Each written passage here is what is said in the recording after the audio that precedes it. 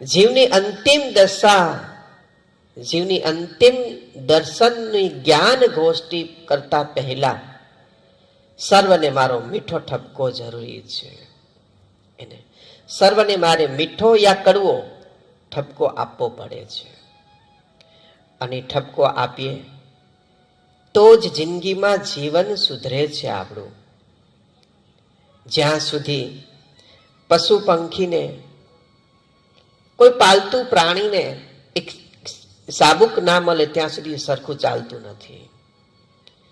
એમ શિષ્યને પણ સદગુરુની સાબુક લાગે ને ત્યારે સીધો ચાલે. અને જો ગુરુની સાબુક લાગે અને એ શિષ્ય લોકડાઉન થઈ જાય એનું, એટલે કે ઘરે બેસી જાય, લોકડાઉન માને તો કે ગુરુને છોડી દે, ગુરુની સાબુક લાગે તો ગુરુ ક્યારે હાથો હાથ સાબુક મારવા આવશે. અનન્ય લોકોની અંદર આવી અને આપણા મનના મેલા મનને, વિકાર વિકૃતિ વાળા મનને અથવા તો અહંકારી મનને મારવા માટે કોઈ કોઈ જીવની અંદર અંશકાર બનીને એનું મૂળ અસ્તિત્વ એ વ્યાપક કરશે અને એને સાબુક મારે છે. એવી રીતે જો એવી સાબુકો કોઈને લાગે, જો ઘરે બેસી જાય એટલે કે ગુરુને છોડી દે તો એનું અધોગતિ છે. પણ ગમે તેવી સાબુક લાગે, ગમે તેવા મીઠા કડવા માર્મિક ઠપકો આપે આપણને, તો પણ એ અમારા જીવના ઉદ્ધાર માટે, અમારા કલ્યાણ માટે છે. એવો જો જીવને ભાવ જાગે ને તો આ જીવની ધન ઘડી અને ધન ભાગ્ય થાય છે. તો સર્વને પેલા મારો મીઠો એવં કડવો ઠપકો છે. આ અનુભવની વાત છે, અનુભવનું જ્ઞાન છે. અનુભવ છે એટલે રોમે રોમ કણ કણમાં એ વ્યાપક થાય છે. અનુભવ છે તો બડી કોન્ફિડન્સ પાવરથી આપ સર્વને મીઠો ઠપકો આપી રહેવામાં આવ્યો છે. વાતો નથી કરવાની, પાલન કરવાનું છે. વાતો નથી કરવાની, બોલ બોલ નથી કરવાનું, આચરણ કરવાનું છે. સાંભળ સાંભળ નથી કરવાનું, આચરણ કરવાનું છે. બી પ્રેક્ટિકલ. તો જેને હકીકતે આ મનુષ્ય દેહની અંદર જ પરમ તત્વ પરમાત્માનું જેને ભાન કરવું છે. તમને બધાને ભાન તો થાય જ છે, પણ તમારું મન ક્યાંક વિષયો વસ્તુની અંદર કનેક્ટેડ છે, ઓતપ્રોત છે. માટે પરાત્પર પરબ્રહ્મ સ્વરૂપ પરમાત્મા મારી અંદર છે. રોમે રોમ કણે કણ, શ્વાસે શ્વાસે, આંખના પલકારે પલકારે મારી અંદર એ છે. એનું ભાન નથી થતું તો એનું કારણ એ જ કે મન છે એ વિષયો વસ્તુની પાછળ ક્યાંક કનેક્ટેડ છે, ક્યાંક ક્રાઉડમાં જ ઉભેલું મન છે. એટલે એનું ભાન નથી થતું. ગુરુના રવાડે તો જ ચડજો તમે બધા કે ગુરુના બે બોલ સાંભળવાની તેવડ હોવી જોઈએ. ગુરુના રવાડે તો જ ચડવાનું કે ગુરુ કહે એ કરવાની તાકાત હોય ને તો જ ચડવાનું, બાકી સંસારને ચૂથવાનું. અને જો તમે નહીં કરો તો નહીં ઘરના નહીં ઘાટના એવી દશા તમારી સંસારમાં થઈ જશે. બહુ પ્રેક્ટિકલ વાત છે. નહીં ઘરના, નહીં ઘાટના, નહીં 84 લાખમાં, નહીં મોક્ષના દ્વારે. એવી પ્રેત યોનિઓમાં આ જીવની દશા જાય છે.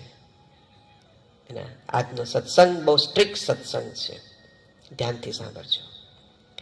જેને હકીકતે આ જન્મે જ પોતાના જીવનું ભાન કરવું છે. ધર્મ અને સંપ્રદાય એમ કહે કે મૃત્યુ પછી થાય નહીં. પ્યોર આધ્યાત્મિક સમર્થ સદગુરુ, પ્યોર ગુરુ એમ કહે કે આ જન્મે જ ઉદ્ધાર થાય. હું કહું એમ કરો, ખાલી હું જેમ કહું એમ તમે કરો, એટલે આ જન્મે જ તમારો બેડો પાર થાય. ઓકે, અને થાય જ. ઓકે, પણ વાત આવી ખાલી તમારું બધું જ ગુરુને સમર્પિત છે, હું માનું છું. સ્ત્રી પુરુષના આખા શરીર ગુરુના ચરણે સમર્પિત છે. ગુરુ જ્યારે કે ત્યારે સેવામાં હાજર થઈ જાય. એ શરીર સમર્પિત કર્યું કહેવાય. આપણે તનથી સેવા એના. પછી તમે ધનથી પણ સેવા કરો છો.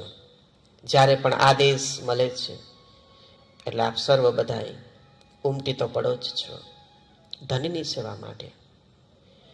પણ તમે એક સેવા નથી કરતા.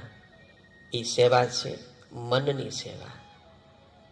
તમે મનને કોઈ મારતા નથી, એના મનને મારો બધા. ઓકે, તો જેને ગુરુના રવાડે ચડવું છે, જેને જીવતા જ આ જીવનું ભાન કરવું છે, જોજો આ જીવનું અંતિમ દર્શનનો આ પડાવ છે. એમાં આ મીઠો ઠપકો બહુ ભાગ ભજવો છે. તો એવા સાધકોએ જેને મોક્ષ માર્ગે વરવું છે, મોક્ષ માર્ગે ના વરવું હોય તો સદૈવ મનુષ્ય અવતાર લેવો છે અને ગુરુની સેવામાં એક એક યોનિમાં હાજર રહેવું છે, એક એક અવતારમાં પણ હાજર રહેવું છે.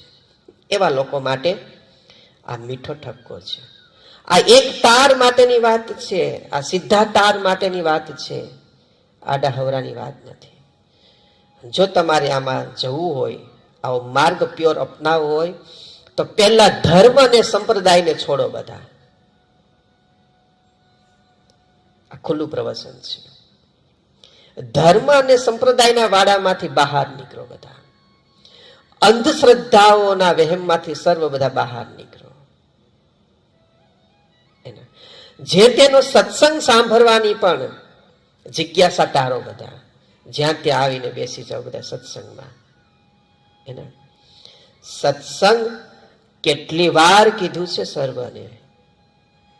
અને આ ગુરુ એમ નથી કહેતા હું તો સર્વને બધાને મારી હાકલ છે, હું તો બહુ પ્રેમથી મારા અસ્તિત્વને સ્વીકાર કરું છું કે હું ગુરુ નથી.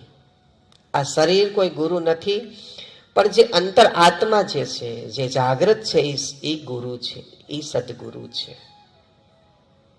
એના તો તમારે એને માનવાનું છે, શરીરને નથી માનવાનું. એના તો એ ગુરુ તત્વ છે. જે કોઈ સિદ્ધો મહાપુરુષો થયા છે એ એક તારે થયા છે. હજુ પણ હું વાત કરું છું, આ ગુરુ ગાદીએ બેઠો છું, આધ્યાત્મિક મંચ ઉપર બેઠો છું. મારા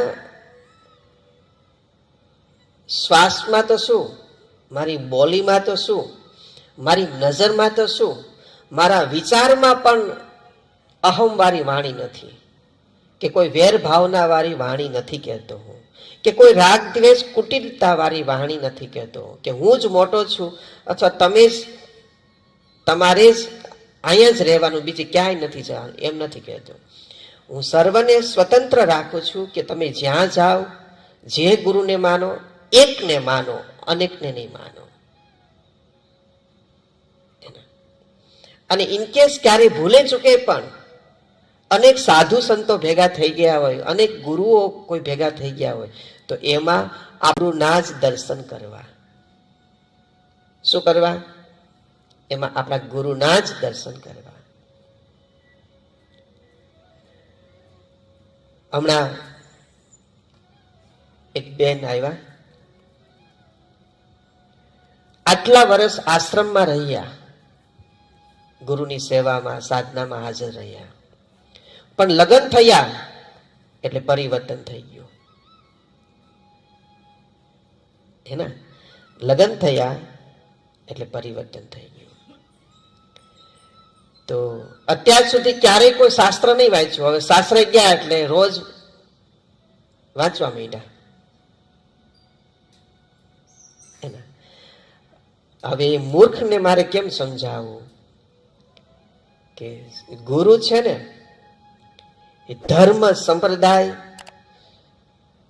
સંપ્રદાય શાસ્ત્રોથી, સૂર્ય ચંદ્રથી અને શિવ તત્વથી સદગુરુ પર છે. હવે એટલો સમય તમે શ્લોક વાંચવામાં કાઢો છો તો એટલા શ્વાસા તમે સમરણમાં વાપરો ને. પણ દેખાવડી ભક્તિ છે, સસરાની આજ્ઞા છે એટલે ખ્યાલ દીકરી સંસ્કારી છે. આ જ રૂઆબ, બીજો કોઈ જ રૂઆબ નથી. હવે આવું હું છે ને ધીમું ધીમું બધું કોઈ કહે ને હું મસ્તી ભાવથી સ્વીકાર કરું છું. પછી મને એવું લાગે કે આધ્યાત્મિક મંચ ઉપર બેસવા દો, એટેક કરવાનો જ છે. એ બધું બહુ ધ્યાન બહુ રાખવું એ બધી બાબતોને. તો એટલા જો શ્વાસા છે તમે નામ સ્મરણમાં વાપરો. નામ સ્મરણ ધ્યાનની બહુ ખોફનાક ખતરનાક તાકાત છે કે તમને અગમ નિગમનું ભાન થઈ જાય. એટલી પારલૌકિક દુનિયામાં તમે જતા રહો. હું એટલું ધ્યાન રાખજો, હું સનાતની છું, હું હિન્દુ છું, હું પ્રખર સનાતની છું, પણ પ્યોર આધ્યાત્મનો અનુભવી છું. એટલે કહેવામાં આવે. ઓકે, ત્યારબાદ ભગવાન શ્રી કૃષ્ણએ પણ ગીતામાં અર્જુનને કહેલું છે, ખાલી વાંચવાનું નથી, એનું પાલન પણ કરવાનું છે કે હે અર્જુન, સર્વ ધર્માણીએ, હે અર્જુન સર્વ ધર્માણીએ પ્રજતે, દરેક ધર્મને તારે ત્યજવો પડશે. દરેક ધર્મને ભગવાન કૃષ્ણ જ્યારે અર્જુન જ્યારે ભગવાન કૃષ્ણને કહે છે કે હે પરમ તત્વ પરમાત્મા, હવે મને તમે અંતિમ બોધ આપો, અંતિમ ઉદ્દેશ આપો અને અંતિમ દર્શન પણ કરાવો. ત્યારે ભગવાન કૃષ્ણ કહે છે કે અર્જુન, મેં તને અત્યાર સુધી જે પણ કોઈ જ્ઞાન આપ્યું, જે કોઈ તત્વ જ્ઞાન બતાવ્યું, જે પણ કળા બતાવી, જે પણ કોઈ સિદ્ધિ અને શક્તિ બતાવી, જે પણ કોઈ પૂજા પાઠ હોમ હવન યજ્ઞ નૈવેદ્ય બતાવ્યું, એના જે પણ કોઈ મેં તને સમરણ આપ્યું છે, આ બધું ભૂલી જા. અર્જુનને ધ્રાસકો લાગ્યો. શું થયું? અર્જુનને ધ્રાસકો લાગ્યો. ભગવત ગીતાના રચયિતા, ભગવત ગીતાના મુખારવિંદ ભગવાન કૃષ્ણ જેવા કૃષ્ણ પણ કહે છે કે આ બધું ખોટું છે. એના આ બધી આ સાધના, યોગ, આસન, પ્રાણાયામ, ધ્યાન, ધારણા, આ સમાધિ, આ મંત્ર, તંત્ર, યંત્ર, હોમ હવન, નૈવેદ્ય, ધૂપ, દીપ, અગરબત્તી, ધ્યાન, આ સર્વ જુઠ્ઠું છે.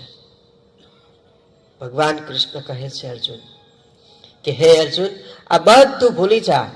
અર્જુનને ધ્રાસકો લાગે છે અને અર્જુન પૂછે છે કે હે નાથ, હે પરમ તત્વ પરમાત્મા, આવું કેમ કહો છો તમે? ત્યારે ભગવાન કૃષ્ણ બહુ કરુણ ભાવથી કહે છે કે હવે તારે આ કશું કઈ યાદ નથી રાખવાનું, હું તારી સાથે છું, તું ખાલી મારા ચરણમાં રહે. શું રહે? ખાલી તું મારા ચરણમાં રહે ને તો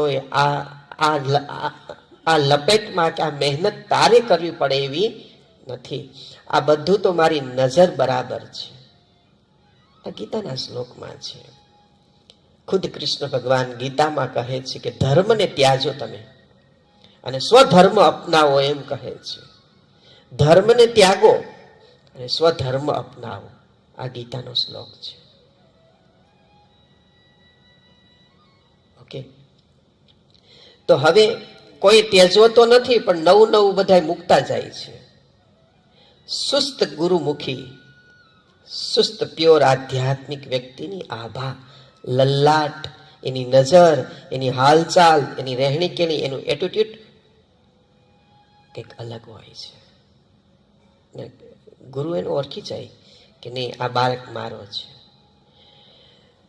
ગુરુ આપણને શું કરવા પાર નથી પાડતા ખ્યાલ છે. અત્યારે આ ક્ષણે ગુરુને ખબર છે આ 1-2 વર્ષ પછી એનો રંગ બદલવાનો છે. જેમ ઓલા બેને એનો રંગ બદલાવ્યો ને એમ એને ખબર છે કે આ 1-2 વર્ષ પછી, 5-6 વર્ષ પછી આ રંગ બદલવાનો છે. શું? આ રંગ બદલવાનો છે. દો રંગી સાધકો ન ચાલે. હજુ બી વાત કરું છું કે આપણે સનાતની છીએ, કોઈનો દ્વેષ નથી કરતા, પણ તમે ક્યાંય અટવાવ નહીં, અટકો નહીં. તમે જે કરો ત્યાં પરફેક્ટ રહ્યો. તમને ખાલી શ્લોકમાં જ કે ખાલી ભાવગીતમાં જ રસ હોય ને તો ખાલી એ જ કરવાનું. પછી તમારે આશ્રમે નહીં આવવાનું, ગુરુના દર્શન પણ નહીં કરવાના. કોઈ એક વસ્તુ પર ફોકસ રાખો, મિક્સઅપ નહીં કરો. કઈ ભાવગીતનો પણ હું દુરાગ્રહ નથી કરતો, એના વિરોધ નથી, પણ તો પછી તમે ત્યાં જ રહો. એના આપણે ક્રાઉડ નથી જોતું, ક્વોલિટી જોઈએ છે. એના તો કોઈ એક માર્ગ તમે સુનો, એક માર્ગ પરફેક્ટ. અને ગુરુ પાસે આવવું છે, માતાજીઓને પૂજવું છે, ઈષ્ટ દેવોને પણ પૂજવા છે, સુરાપુરાને પણ પૂજવા છે, આમ છે તેમ છે. માણસ ઉપર વિટંબણા પડે છે ને, દુઃખ પડે છે ને, એટલે અનેક માનતાઓ કરે, અનેક જગ્યા ઉપર એની મનની શક્તિ ઠેરાવે છે. હું તમને એક બહુ સરસ મજાનો દાખલો આપું છું. એના કે આપણા એક કતાર ગામના સાધક છે, એમના ઘર ઉપર બહુ મોટી એક આફત આવેલી છે. અને એ આફતની અંદર એવું કારણ છે કે કોઈને કીધા જેવું એવું કારણ છે, કોઈને કીધા જેવું નથી એવું કારણ છે. પણ હવે એ વ્યક્તિ સુસ્ત ગુરુમુખી છે, તો પણ એને અલગ અલગ જગ્યા ઉપર ફોન કર્યા છે.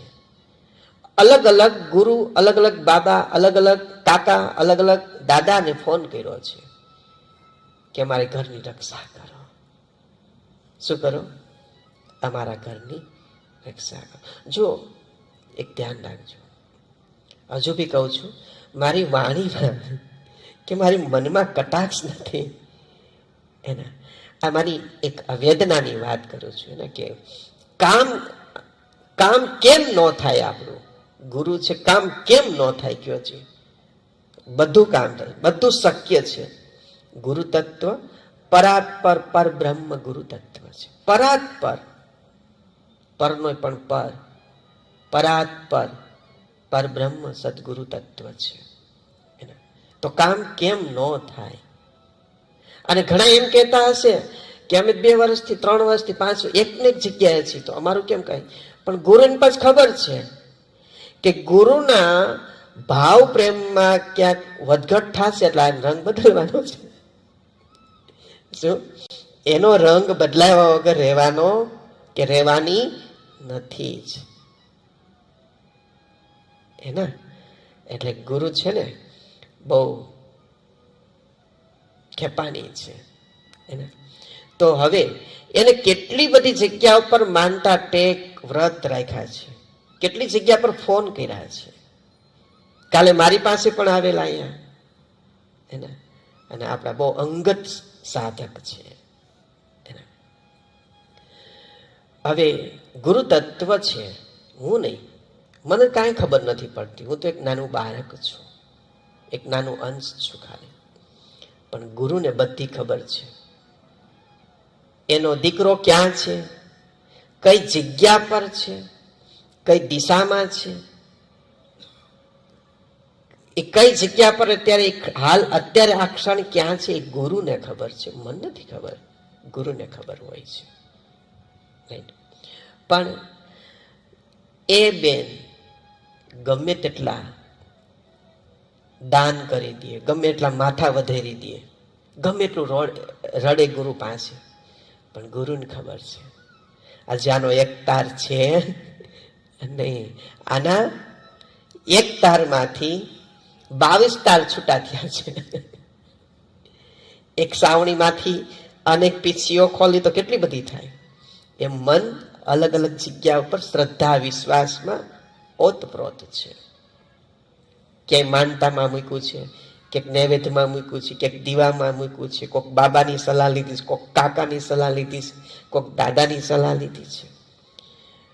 જ્યારે આ સમગ્ર સૃષ્ટિને એક અવાજ કરું છું, જ્યારે કોઈ પણ સુખ દુઃખ, કોઈ પણ વિટંબણા પડે ત્યારે કશું માનતા હોમ હવન નૈવેદ્ય ક્યાંય પણ ક્યાંય કોઈ ફસાતા નહીં, કોઈ કરતા નહીં, માથા ટેકવતા નહીં. ત્યારે એક જ અવાજ આવવો જોઈએ કે કર્મને આધીન છે. શું છે? મારું કર્મ એવું હશે તો આજે મને આવું વાતાવરણ ભોગવવા મળ્યું છે. કર્મને આધીન થઈ જાઓ. અત્યારે આપણું ઘર સરખું નથી તો ક્યાંય ફોન બોન તેમ કાંઈ નહીં કરો, કર્મને આધીન થઈ જાઓ. કર્મ છે એટલે આવું ભોગવવું પડે છે.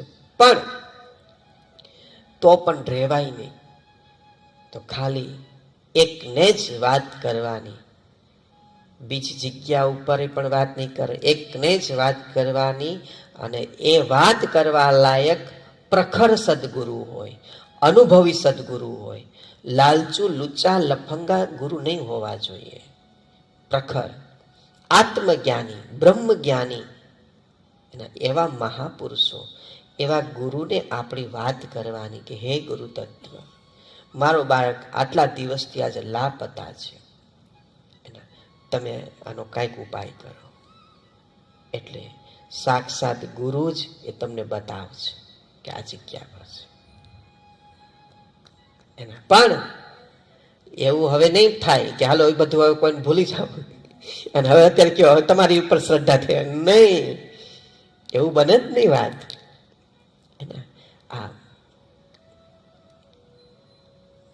આ તમારે જો મારી પાસે કામ લેવું હોય ને તો ચાલો હું માની જઈશ. તમારે જો મારી પાસે કામ લેવું હોય તો હું માની જઈશ, હું પટી જઈશ તમારાથી. પણ આ પ્રગટ છે, આને કોઈ ન મનાવી શકે. આને તો હું ન મનાવી શકું. ક્યારેક મારું કામ આ નથી કરતો. કોણ? આ એટલે કોણ? આ પ્રગટ છે. ક્યારેક મારું કામ આ નથી કરતો કે કર તું. બરાબર છે. તો આની પાસે જો કામ લેવું હોય તો તારે આનું પેલા બનવું પડે, આનું તો એ કામ કરે. અને ઓબ્વિયસલી વાત છે ભાઈ, બહુ સ્પષ્ટ દીવા જેવી વાત છે. આપણે કોક ના બની તો જ કોક આપણા કામ કરે, ને એવી કોઈને ક્યાં પડી છે કે આપણા કોઈ કામ કરે? બોલો હા કે ના? એના આપણું કોક, આપણે કોકના કંઈક કામ કર્યા તો કોક આપણે કામ કરે. સંસારનો પ્રેક્ટિકલ દાવો પણ છે. તો પ્રત્યેક સાધકે આ બધી વસ્તુમાંથી દૂર થવું પડે. એને કેટલી વાર કહેવામાં આવ્યું છે કે 2500 વર્ષથી જ મંદિરો આવ્યા છે. પહેલા એક જ અસ્તિત્વ હતું, ગુરુ તત્વ હતું, ઋષિ પરંપરા હતી, ગુરુ શિષ્ય ગુરુકુલો હતા, અને ગુરુ એ જ મંગલ મૂર્તિ હતી. પૂજા પાઠ સ્મરણ જે કાંઈ થતું એ ગુરુને સામે રાખીને, ગુરુની પ્રતિમા રાખીને જ થતું.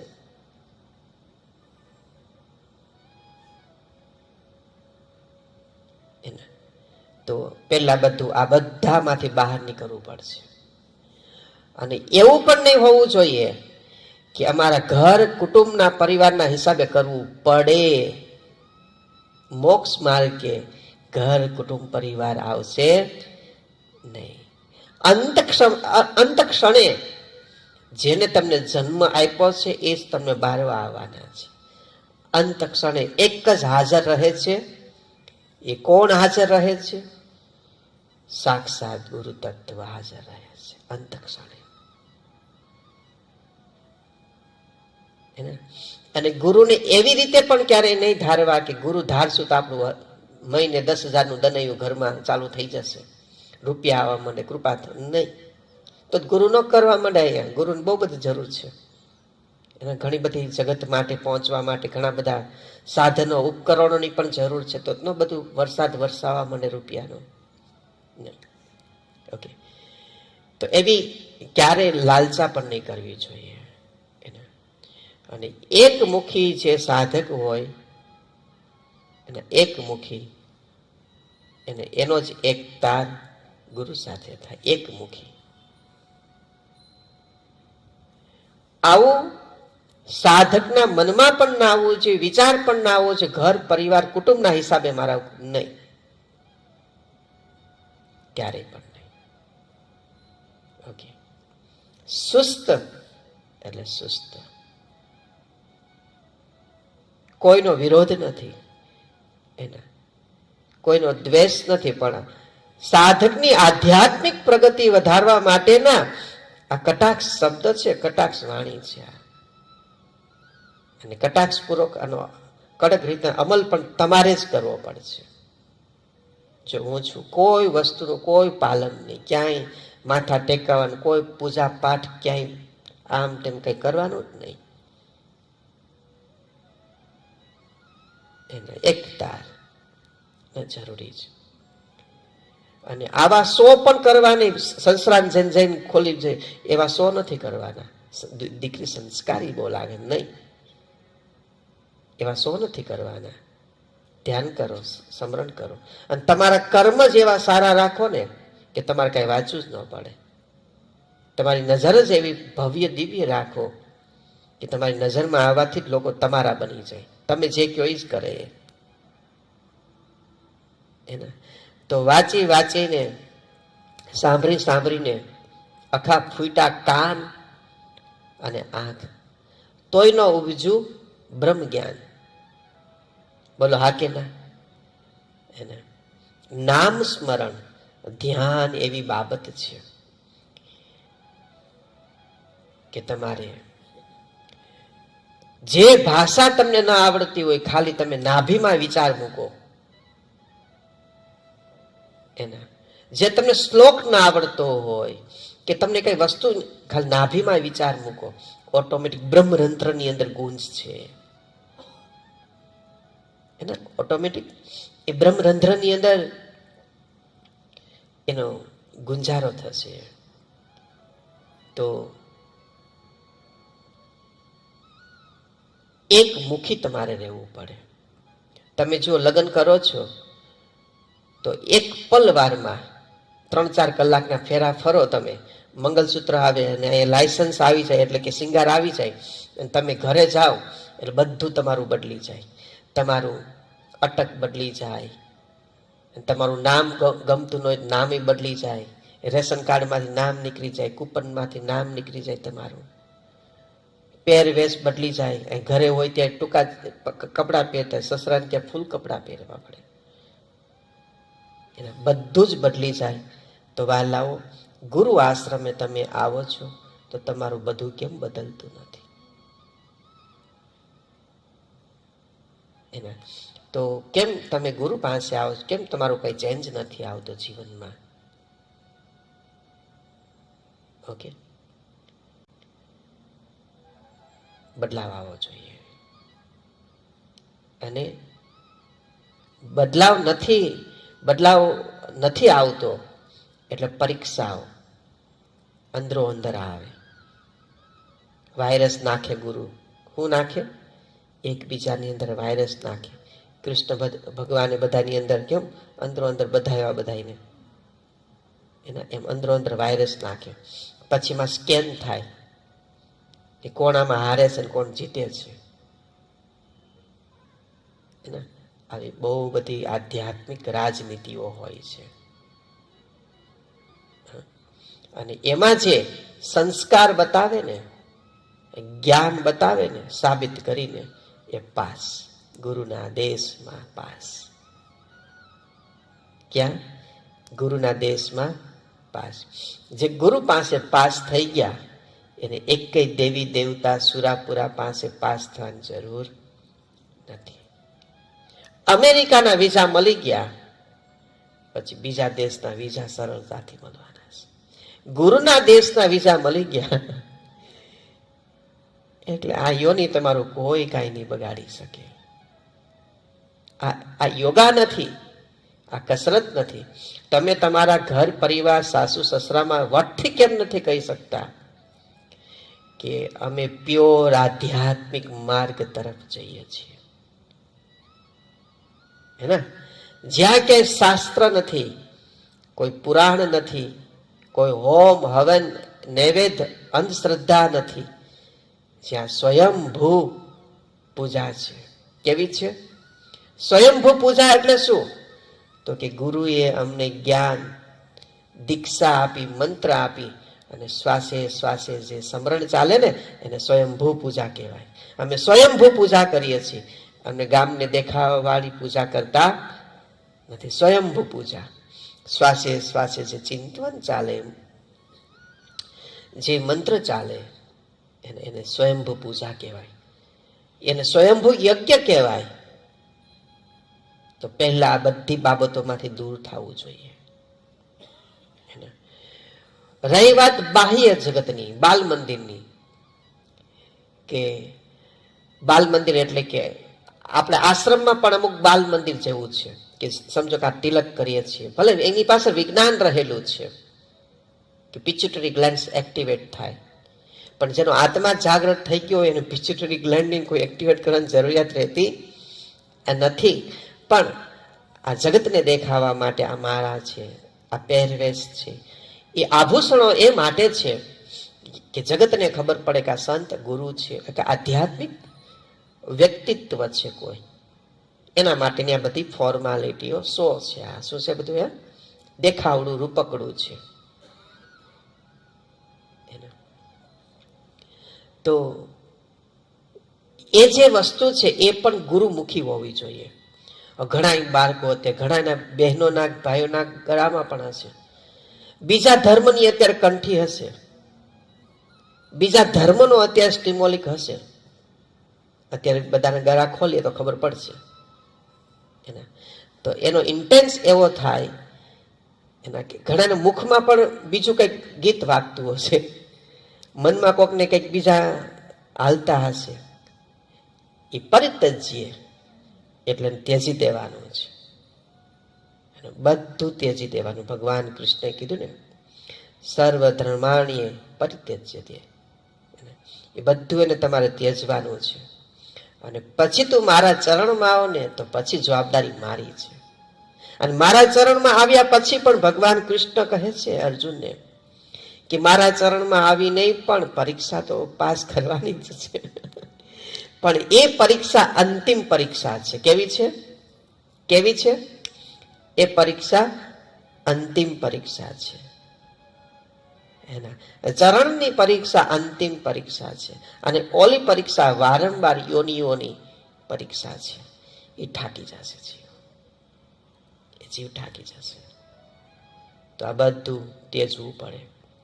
એના ઘરમાં પણ હજુ બી એમ કહું છું કે એવું નથી કહેતા ગુરુનો જ ફોટો રાખો તમે, સાહેબ કોઈ પણ બાપુ ગુરુ ઋષિનો ફોટો પણ એકનો રાખો, કોઈનો. એના એમાં પણ બે ફોટો હશે તો નજર જશે ને, ફોટો હશે તો નજર જશે ને. વંદનની નજર, હાલો નથી જોતા કઈ વાંધો નહીં, બા દાદાને જોડાવા માટે રાખ્યો છે નહીં. ઓકે, આ બહુ પ્રખર સત્સંગ છે. અને એ લોકોને આપણે ખોટું કઈ કામ કરતા હોય તો દુઃખ લાગશે એને. પણ આપણી અંદરની ભાવના તો સાચી છે ને. એટલે 1-2 વર્ષ ડખો રહેશે ઘરમાં, 2-5 વર્ષ ઘરમાં બોલતાય બંધ થઈ જશે, નહીં પણ આવે, કઈ વાંધો નહીં. અમને બ્રહ્મ જ્ઞાન મળી ગયું છે ને, એટલે વારંવાર અમારે આવી કોઈની યોનિઓમાં નથી આવવા માટેની આ બધા સુસ્ત નીતિ નિયમો છે. પણ મને દુઃખ એ માટેનું થાય છે કે તમે ક્યાંક ભેળવાઈ જાઓ છો, તમારું તમે જે કરો છો ને બધું પાણીમાં જાય છે. એના સુસ્ત એટલે સુસ્ત. હવે તમે તમારા સસરાની ત્યાં જાઓ છો તો કેમ જબરદસ્તી તમારે એનું જ પાલન કરવું પડે છે? કેમ તમારા આધ્યાત્મિક સંસ્કારોનું ત્યાં તમે નથી કરી શકતા? તો તમારી અંદર બહુ બહુ પવિત્રતા હોવી જોઈએ, બહુ નિખાલસતા હોવી જોઈએ અને સુરવીરતા હોવી જોઈએ. ઓકે, તો આ પાર પડવા માટેના આ બધા રસ્તાઓ છે. બીજી વાત કે ભૌતિક સુખ, કે અમુક પ્રકારના જે ભૌતિક સુખો છે એ સાધકને બાધારૂપ બને છે. જેમ કે પિક્ચરના ગીતો સાંભળવા, હજુ ઘણા યંગ બહેનો પણ રીલ્સ જોવે છે, એના સેવામાં હોય તો પણ હાજર, ફિલ્મી જગતોના સ્ટોરીઓ જોવે, અમુક ભાઈઓમાં પણ હોય અમુક, કે ચાલો તમે સર્ફિંગ કરતા રસ્તામાં આવી ગયું ઓકે, પણ આ તો સ્પેશિયલ સર્ફિંગ કરે. સ્પેશિયલ આ બધું મનને હેરાન કરતા છે. અંતિમ જીવનું અંતિમ દર્શનમાં બાધારૂપ બને છે. જીવના અંતિમ દર્શનમાં આ જીવ ભાવ, આ દેહ ભાવ, આ મન ભાવ બાધારૂપ બને છે. બરાબર છે. અને ત્રીજી વાત છે મોહ માયા. મોહ માયા એટલે એવું જરૂરી નથી કે રૂપિયો જ મોહ કહેવાય, કે સંપત્તિ જ મોહ કહેવાય, એવું જરૂરી નથી, એને જ મોહ કહેવાય. પણ મોહ માયા બહુ બધી હોય છે.